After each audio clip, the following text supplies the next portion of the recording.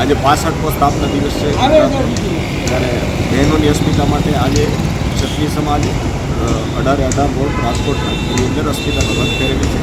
આંદોલન માટે બધાના વાણી વિલાસ જે કોઈ નેતાઓ કરી રહ્યા છે એના માટે અમે આ રથ આયોજન કરેલું છે. ભાજપ વિરોધી મતદાન થાય એના માટે અમારા પૂરા પ્રયત્નો છે.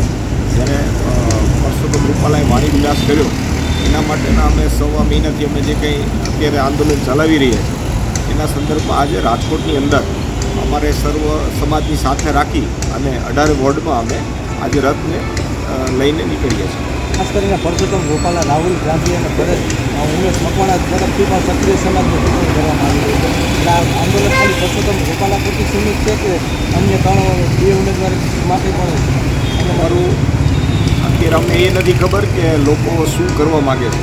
અત્યારે અમારા બહેનો દીકરીઓ છે ટિપ્પણી રૂપાલાજીએ કરેલી છે, રાહુલ ગાંધીએ કંઈક જમીનો ઉપર ટિપ્પણીઓ કરી છે.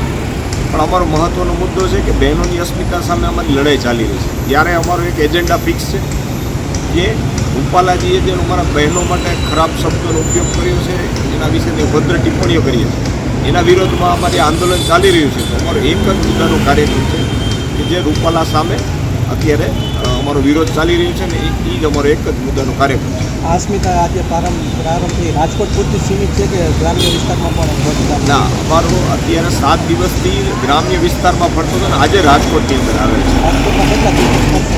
રાજકોટની અંદર 2 દિવસ પડશે. રાજકોટના 18 વોર્ડ અત્યારે આપ જોઈ રહ્યા છો તો આપણે રાજકોટ નંબર 11 નંબરમાં અત્યારે ઊભા છીએ, 9 ને 11.